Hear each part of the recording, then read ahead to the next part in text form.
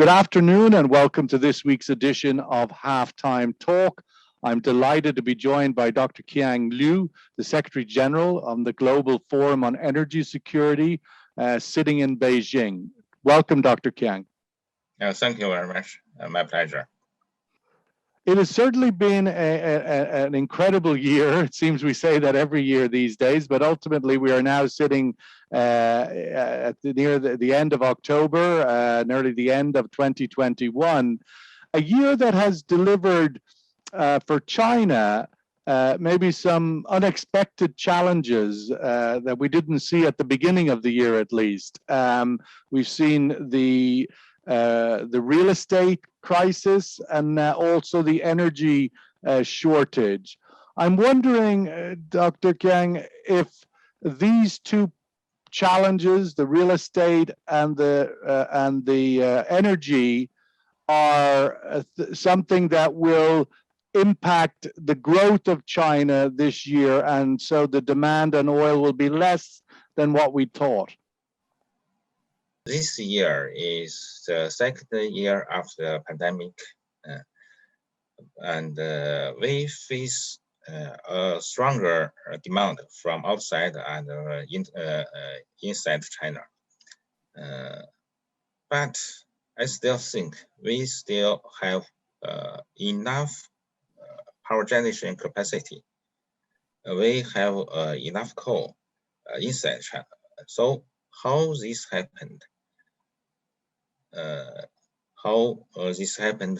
The price of coal reached very high, and the price of natural gas is very high, and the price of crude oil reached a lot.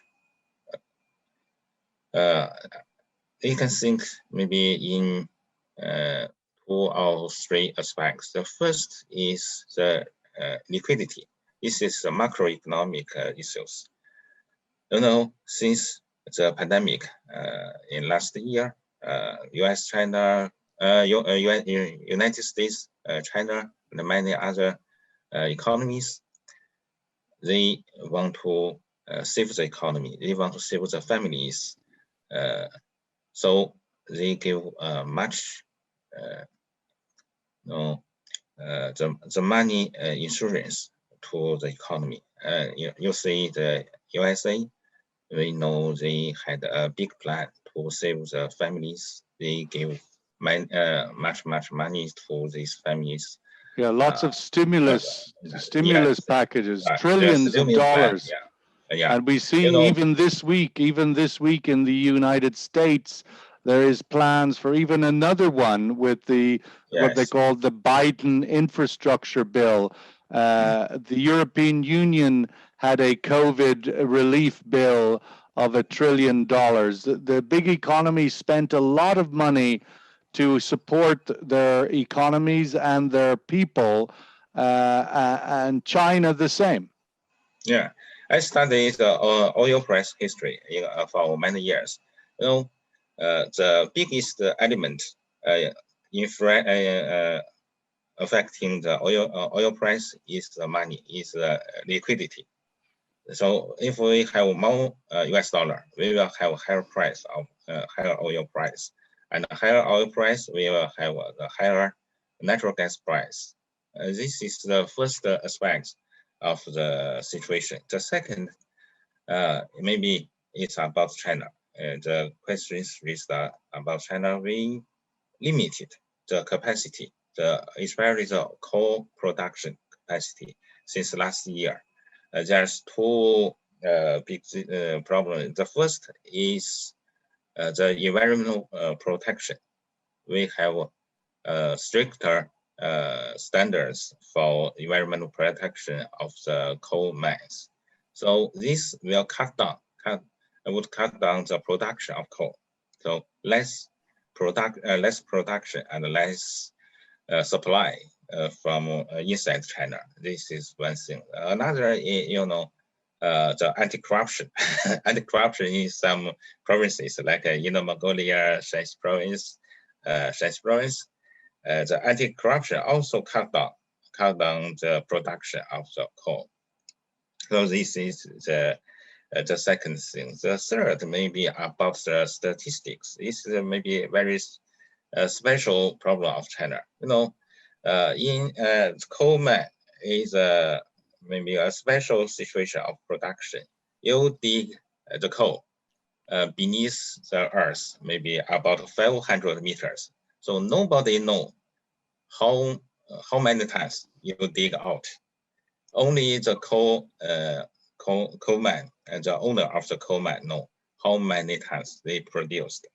So after the stricter standards and anti-corruptions, they didn't dare to produce that much. So you can see maybe the very interesting things. The statistics didn't change a lot, but the production changed a lot. That's a special phenomenon in China these 2 years. When you think that China, they introduced stricter environmental controls to control the burning of coal, right? Not only the production, dig it out of the ground, but ultimately to reduce the burning of coal. Because of the health impact, right? The quality of the air that people are breathing. And when you have such a big population, you have a big impact on the health of the population from so much coal. Now they're going to, it seems in China, going to be burning a lot of coal this winter. A lot of coal is coming, importing from Indonesia, as well as China coal. What will be the impact on the Chinese, the plan to improve the health and the air of China when you burn so much coal? You know, we have reduced the amount of coal consumption since 2013. You know, the most serious smoke happened in China was in 2013 and 2014. Since that years, we reduced the coal consumption gradually every year, year by year. We burned more and more natural gas imported from Australia, from Indonesia, Qatar, maybe Russia and Turkmenistan. So we can think big progress of the coal control in China, but still China is the biggest consumer of coal in the world. So we are reducing more and more coals in future. We have the plan of carbon neutrality by 2060. That's a big, ambitious plan, but we need a big transition at the same time. You know, it's a difficult task for Chinese, especially the grid company, the state grid. The electricity grid. Yes, they are familiar with the power system with coal-fired power generation. More than 60% of power generation is from coal. So when the share decreased to like 10% or even smaller, then it will be a very different system for the grid control. Then it will be a big task. So you can we can think the shortage of electricity this autumn just happened in last month, September, is maybe a clue for the future. It's a more difficult task for the grid and for our Chinese, especially the Chinese people, to accustom a new system of the power and the energy. With that new system, you will need more gas. Does China need to build more gas storage? This is a problem. Without gas storage, you have prices. What is the plan for building gas storage in China? We need to reduce the coal consumption. So we need two progress. The one is more natural gas consumption. Another is more renewables, like PV and wind power. This combination will be the future of the power system. So we need maybe import more natural gas. But the natural gas we can import by pipeline and by LNG, the terminals. So we will need more storage, but I don't expect a bigger increase of storage capacity. That need more infrastructure and maybe more space to storage. We can raise the efficiency first to improve the logistic from USA or from Australia, from any other countries by LNG, the LNG ship and the terminal at the port, and then the pipeline to the consumers. The efficiency is the first. Then we need the storage. The storage depend the scale of the storage depending on the efficiencies. So I think there will be not a big increase of the storage, but we need maybe if you don't increase storage, then you're going to have to rely more on spot market and paying higher prices. There is maybe a little different. We will need more long-term contract. Long-term contract is a guarantee of the maybe security and the price control. The price pack now is the short term, or the mean, at the spot price. The spot price is very flexible, fluctuating very much, but the long-term contract will be good. And so China, because a lot of the market trend has been to move away from long-term contract. But you're saying China needs to move towards long-term contract for LNG. Yes. We can just see the long-term contract with USA last week, or this week, or last week. With the United States. With the United States, we have already the long-term contract with Russia, with Turkmenistan and Kazakhstan by pipeline natural gas. So we will have more and more long-term contract of LNG with USA, maybe Australia in future, Indonesia, Qatar, and maybe I hope we can have more contract with Iran if the geopolitical improve. With Iran. With Iran, I hope so. Yeah, and we also have big potential for internal or inside China production of natural gas. The coal-man-made gas as unconventional, and the shale gas in China, and other maybe unconventional gas inside China. We can have more. What about in China? We see at the beginning of this year, we've seen for many years, like you said, since 2013-14, the GDP growth rate of China has been declining, right? It was at the beginning of the decade 10-12% a year. Now it's down. This year it's looking, last quarter it was very low. Yes. Is the slowdown in the Chinese economy going to continue, and with it the demand for energy to also slow down in its growth? The growth rate slowed down in recent years since the 2013. The highest is about 13% each year. It's a very big growth rate. Last year is 2.6, I think so. And the last quarter is 4.9%. This is a big change. But if you think about the scale of the whole economy, the economy scale is bigger than before. Yes. So the slowdown is reasonable, but maybe as a normal developed economy, 3 to 4% annual rate is good enough. Oh my gosh, yes, it's very good. I mean, in Europe or America, 3 or 4% is like, yay,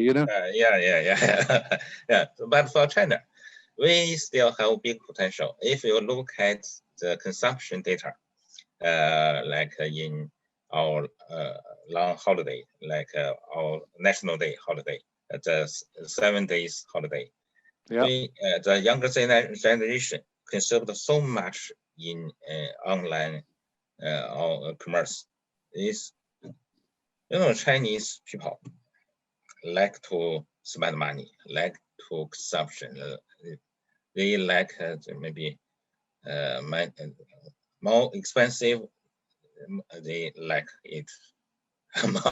Yes. Well, we see them in we used to see them in the shopping malls in Dubai, buying everything, only the most expensive items. Yes. So I think China still has a good potential of economic growth, but we need to care about the policy, especially macroeconomic policy and industry policy. We need to encourage the manufacturing sectors instead of the real estate development. We need to encourage the innovation in China, not always copy technology from USA, from any other countries. We need more innovation system and a better maybe policy for social security to our own people. That will raise a big potential of consumption and the bigger potential for economic growth in future. We still has this potential, but if sorry. I was just going to ask you, Doctor, given the declining economic growth rate of China to the normal level of a developed economy, 3-4%, which would be good, right? Good level of a developed economy. Should we expect that this will be the future for China, like the developed economy of other places, 3-4% for the 10 years in the future, the rest of this decade? I expect the normal rate is about 4 to 5% each year. Especially in the future 10 years also. And I think the growth rate is not the biggest questions. The biggest question is about the structure, like consumption structure or income structure. We have not so good the fortune structure of our society. Sorry? Like Gini coefficient. Okay. Okay. We need to improve the life quality of our people. Not so big pressure to survive. Not big so big pressure to work. We need maybe some better life.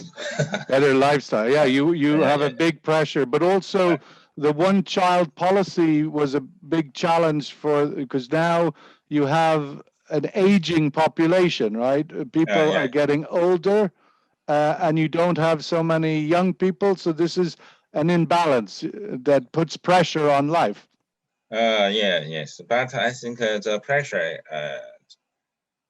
comes from mainly from maybe the higher price of real estate and the pressure of the tax. The tax level is higher in China, and also the price of real estate. Real estate is very high. The price of real estate, property, housing. The housing cost is too high, especially in Beijing or the big cities. What percentage of income does somebody need to spend on housing in Beijing. Usually in the West, it's 1/3 of your income you spend on housing. I can give you some example. If I make a salary about 20,000 RMB 1 month, I will cost about 10,000, almost 50% to rent an apartment. Right. If I earn 10,000 RMB 1 month, I will use about maybe the half, the 5,000 to rent maybe a smaller and maybe farther from the center of the city. Of course, yeah. So you spend more on transport then. Yeah. Almost half of the revenue will be spent on the rent, on the lease. And another, this is just the one problem. So another problem, if you earn less money, you will spend more hours in the road, in the traffic system. In Beijing, many people traveled 2 hours from home to workplace, and another 2 hours from the workplace, from the office to their home. It's terrible. It's not about money. It's about the burden. You feel so tired in the cities. This is problem. So they don't want a child. They don't want the child. Yeah. So we need to change the social structure. We need more. We need a better social service in smaller cities. Dr. Qiang, what impact will the recent problem with Evergrande and the real estate market, how will that impact this housing cost? Yes. This strange cost are changing the social structure of China now. You know, more and more younger generation, they move back from Beijing to their hometown. In their hometown, they will have a better life. So if this go ahead, we can have a better social structure. In big city, we only those maybe people work for financial institutions. They have enough money to stay here, and in some manufacturing sectors, some other service sectors, they can move to smaller cities. This is happening in China now. So I still think we can have a better economy. But I wanted to ask you, Dr. Qiang, but how did this crisis with real estate start? With Evergrande is the big one. What is behind this problem? What is making this problem? This problem is about the disparity of the social service. In big cities, you can have better school, you can have better hospital, you can have more chance to work, you can have a brighter life or brighter career for you. So younger generation, they think I like a big city, although the cost is high, just the life is worse. I still want to big city.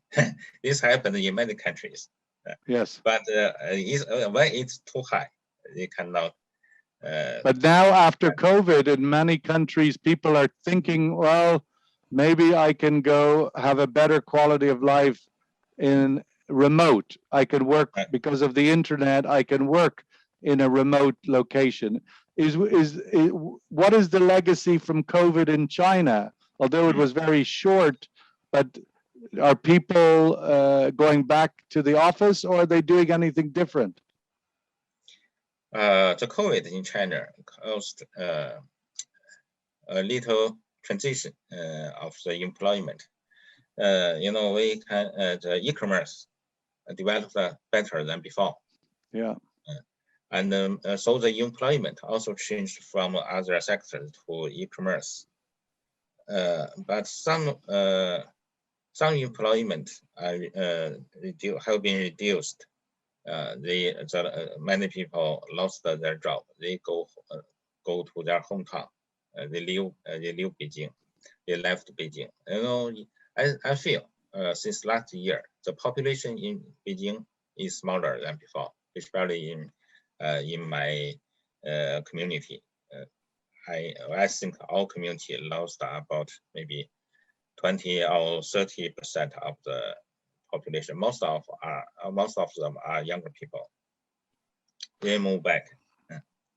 And with the slower economic growth target, 4 or 5%, as you say, as an average, maybe that also will allow for a better quality of life than 8-9%. Even though 8-9% brings more money, it brings more demand, more stress, more work. 4 or 5 maybe allows the economy to have a little bit more breathing space. Yes, you are right. Do you think that is in the planning or not? That's not one planning, of the reasons. Not planning. It happened. It happened very smoothly. It just happened. It just happened. Yes. Let's just finish up, Dr. Qiang, on where we started, the energy crisis facing China this winter. We're already seeing power shutdown in manufacturing of aluminium and other big energy consumers having to shut back production. And winter is only starting, right? They were just starting. The cold weather is already coming to China. How do you think the winter will be in China over the next, let's say, 3-4 months? I don't expect a crisis in this winter. We just had the crisis in September. The crisis in September is caused by the imbalance of the coal price and the electricity price. The coal price was very higher, and the electricity price kept low. And after that, the government raised the price of electricity. So this imbalance was removed was removed a little. And so we can have a better supply of the electricity, the power generation. And the price of the natural gas and the coal, I think, the Chinese government is very strong. If the government wants the price keep smooth, they will not, the price will not raise very high. So, yeah, but if you have to buy on the international market, then LNG is record price, coal is record price, oil is $85. Yeah. The Chinese government cannot change that. That's expensive. The heating in winter seasons almost come from coal, not come from natural gas. Only Beijing, Shanghai, this big city, the rich city, the share of natural gas is bigger, but they can afford that. So, the price of natural gas is very higher now, but it's higher enough for the maybe for the natural gas producer. If they raise the more higher, I don't think they have enough capability to do that. So maybe we can still have a better or bigger production of coal this winter. The government is afraid of the crisis in the winter. If they expect that they have enough capability to remove it, the worst thing is always happened when the government don't forecast the crisis. If they forecast the crisis, they have enough means to do that. So I'm confident about this winter. We will survive from the winter this winter. You will what, sorry? We will, what did you say? We will, Yeah. we will swell. I didn't understand what your last statement. My statement is the government have enough capability to improve or prevent the crisis in this winter. Okay. And do you expect that China will continue to import a lot of oil? We saw the oil imports decline, but what is your outlook for oil imports into China over the winter? Over this winter, the crude oil is not so relevant with the seasons. We import crude oil. Most of them are produced for domestic demand, and some of the demand is comes from export. We also export the oil products to other countries like Singapore. So crude oil, I think it will be okay. The price is not so high, even higher than before, but we still have the capability to deal with this price of oil price. The oil price is not too high. OPEC will be very happy to hear that. That's where we need to conclude. Dr. Qiang Liu, Secretary General of the Global Forum on Energy Security, sitting in Beijing. Thank you very much for being on this week's Halftime Talk. You're welcome. My pleasure.